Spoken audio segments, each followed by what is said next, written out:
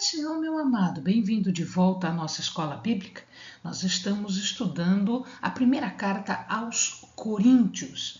Então, pega a sua Bíblia, pega o seu caderno de estudos, ora o Senhor, pede a Ele discernimento, entendimento, conhecimento, sabedoria, pede a Ele proteção para que nós possamos desvendar dos seus mistérios. Pois muito bem, nós estamos falando já desta segunda parte da análise do livro que trata da divisão da igreja. E Paulo vai tratar disso até o final do capítulo 4. Vamos ver como é que ele vai começar a falar sobre isso.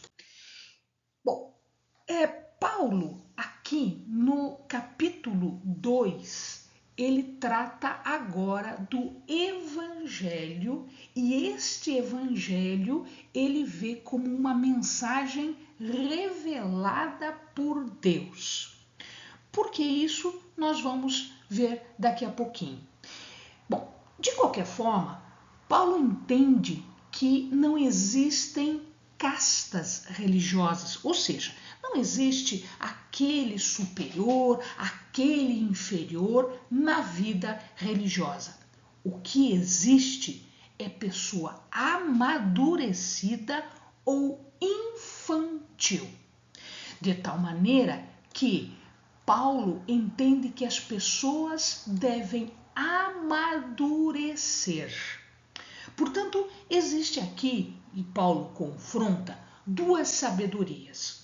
Uma sabedoria é a sabedoria que vem do poder de Deus, uma sabedoria que é celeste, é divina. E existe uma outra sabedoria que é a sabedoria e o poder dos homens, que é aquela sabedoria que as pessoas têm, que inclusive algumas pessoas têm a mais ou a menos. Pois bem, estas duas sabedorias são diferentes, inclusive na influência que elas têm em relação às pessoas. Por quê? Porque a sabedoria do homem é uma sabedoria que Deus não entende como útil para aquilo que é necessário ser feito. Ela funciona para o homem, funciona para a sociedade, funciona para a comunidade, funciona nas coisas que são terrenas. Mas isto não vai ter nenhuma aplicação nas coisas que são celestes. Por quê? Porque as coisas que são celestes, elas estão envoltas em mistérios. Os mistérios são tudo aquilo que Deus tem, que Deus sabe, que Deus apresenta, mas que o homem é incapaz de entender. Quando é que nós descobrimos os mistérios de Deus? Quando Ele nos revela. Então, a sabedoria, a de Deus, ela fica oculta àqueles que são descrentes, àqueles que não são salvos. Portanto, o mistério de Deus, ou os mistérios de Deus, eles só são revelados quando Deus quer revelar para aqueles que são crentes no seu nome. Este mistério é a sabedoria oculta no Evangelho, nas palavras do Senhor. E este mistério será revelado na medida em que as pessoas amadurecem na fé. As pessoas infantis, as pessoas crianças, imaturas, elas não são capazes de entender a profundidade dos ensinamentos do Senhor. Então, este é um primeiro ponto, um ponto bastante importante da carta de Paulo. A glória, então, ela vem, na verdade, ela vai ser apresentada, né, sempre em harmonia com aquilo que o Senhor planejou. E veja, a verdade, ela foi revelada, sim. A verdade e os mistérios, elas foram reveladas. Cristo veio revelar especificamente aquilo que já estava em embrião em todo o Antigo Testamento, veio ser posto à luz pela vida e pelos ensinamentos de Cristo. Então, a verdade de Deus, ela foi revelada? Sim, foi revelada. Quem revela a verdade para nós foi, no primeiro momento, foi Cristo, quando veio e trouxe a mensagem de libertação, de salvação. Cristo subiu aos céus. Cristo está à direita de Deus Pai. Portanto, agora nós temos também o Espírito Santo. Aliado às mensagens de Cristo, nós temos o Espírito Santo. E o Espírito Santo é quem conhece a Deus profundamente. E, portanto, é Ele que vai nos revelar esta verdade. Portanto, aqui o que nós temos é: quem é crente no Senhor possui a verdade. Porque esta verdade foi revelada por Cristo, esta verdade está sendo revelada pelo Espírito. Inclusive, quando nós lemos as coisas que Cristo fez e que Cristo falou, é o Espírito Santo que revela esta verdade para nós. Então, esta glória, este conhecimento todo, este conhecimento dos mistérios de Deus, foram revelados para nós, mas eles foram revelados de acordo com o plano de Deus. E este plano de Deus, ele não foi feito ontem.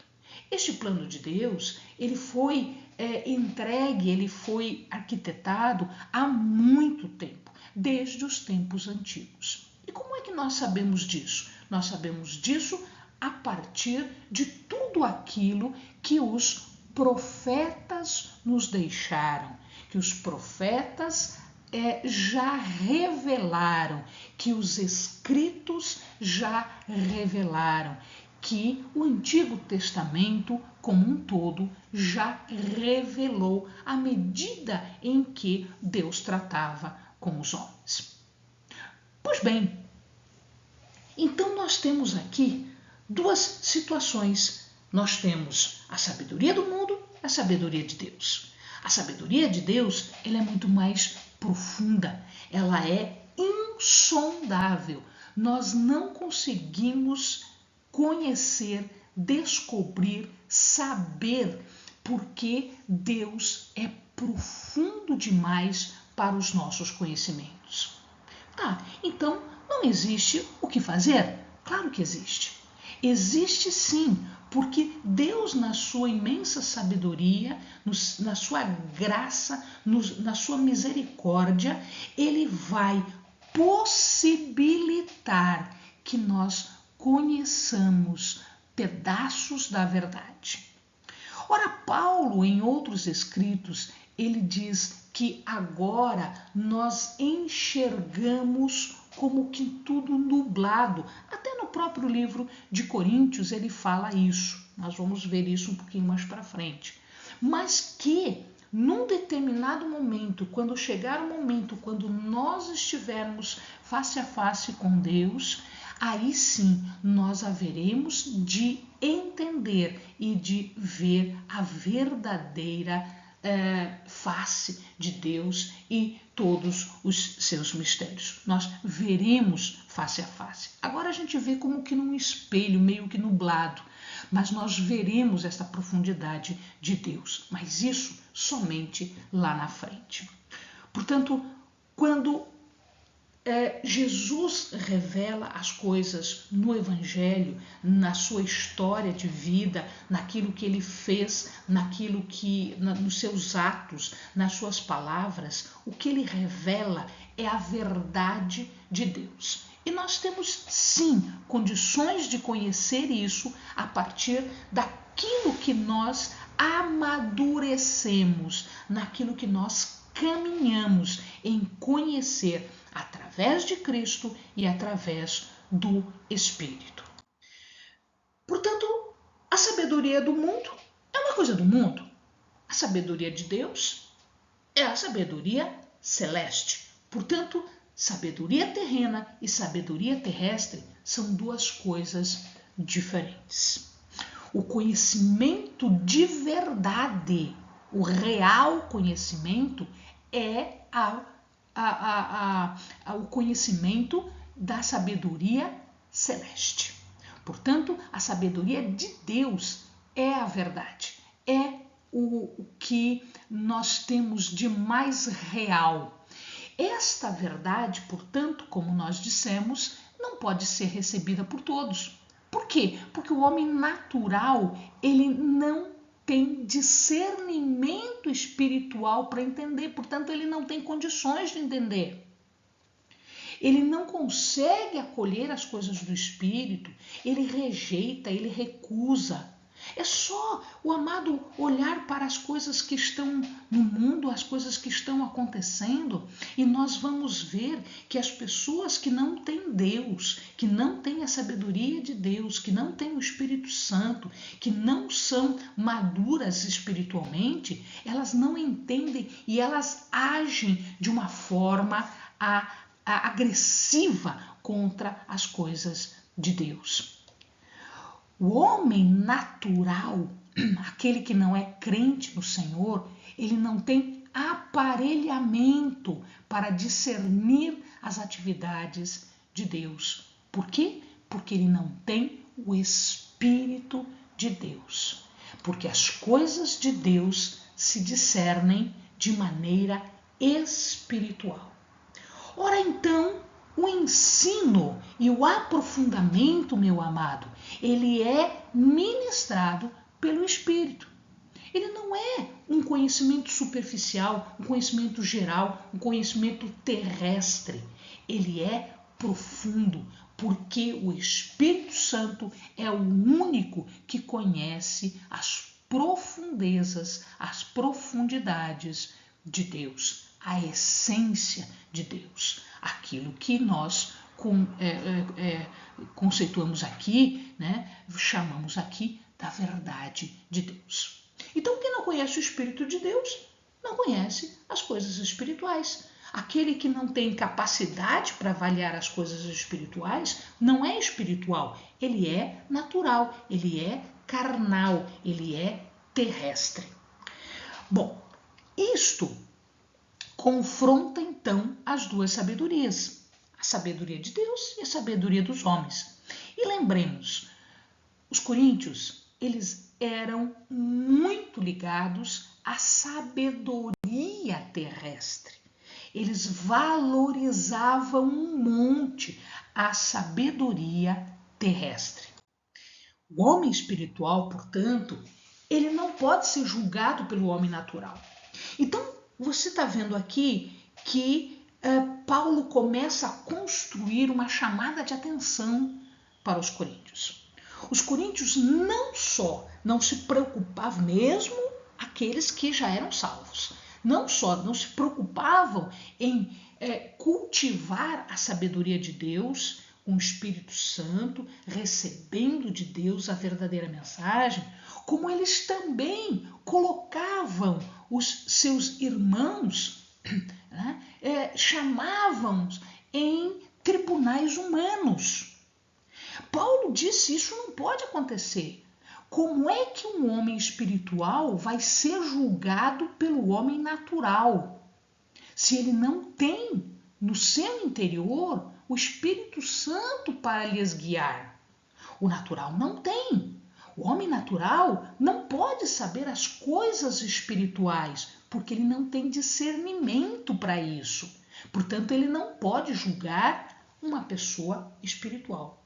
Amados, nós estamos vendo isso dia a dia, né? Nos acontecimentos entre juízes e pessoas que são perseguidas, pessoas que são condenadas, pessoas que são postas nos tribunais. Nós estamos vendo as injustiças no nosso dia a dia, pessoas conhecidas nossas, né, onde acontece isso. O Espírito que Paulo está dizendo aqui, o Espírito de Deus, ele vai revelar Cristo, porque ele está habitando a pessoa.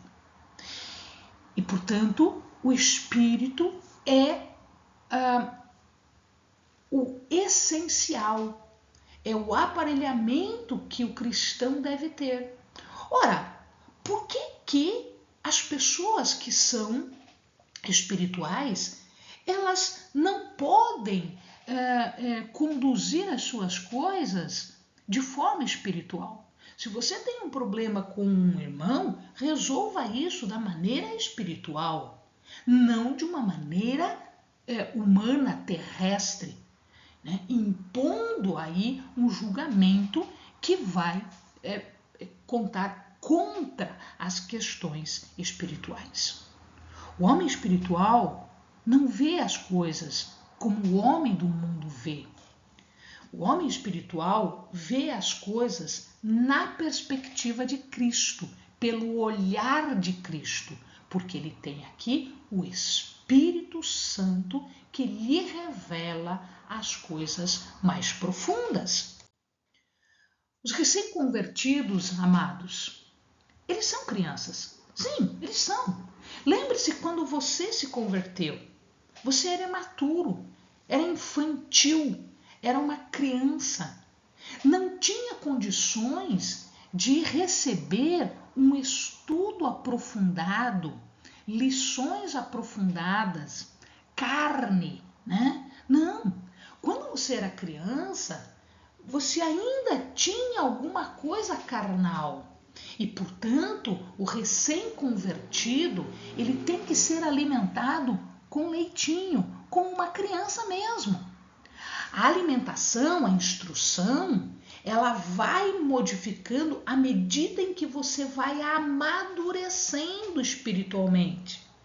À medida em que o Espírito começa a falar mais profundamente dentro de você, você começa a entender coisas que são mais profundas. E aí o alimento pode ser um alimento mais profundo. Mas, veja, eu não posso justificar tudo simplesmente porque, ao ser convertido, novo convertido, não, eu sou criança mesmo, eu sou novo convertido, é leitinho, né? Eu sou imaturo mesmo. E passar a vida inteira sendo criança. Paulo dá mais uma puxada de orelha neles. Muito bem, você é criança no início.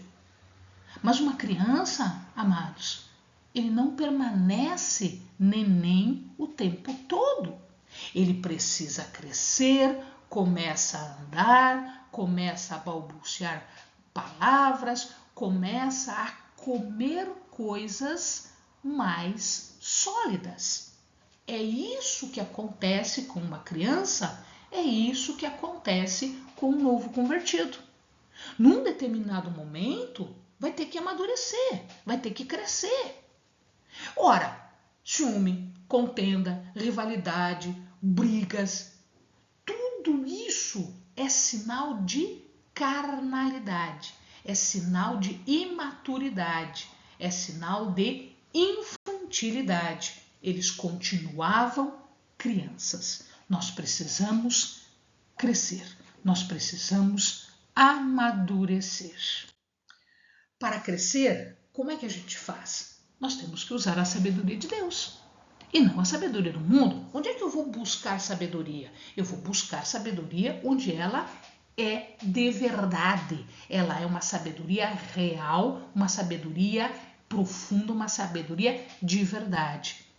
Portanto, eu não vou buscar sabedoria na filosofia do mundo. Não, eu vou buscar sabedoria nos conhecimentos de Deus, na palavra de Deus, no exemplo das pessoas que são de Deus.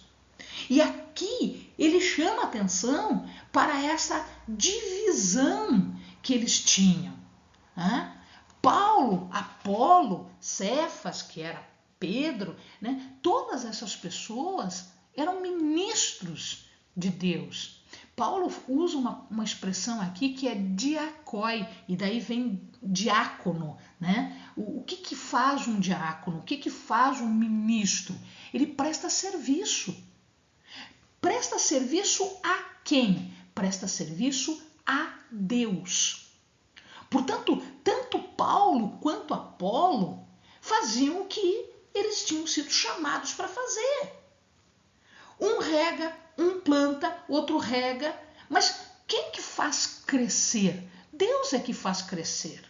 Cada um deles tem a sua responsabilidade, assim como cada um de nós temos as nossas responsabilidades no universo, né, cristão, na nossa comunidade cristã.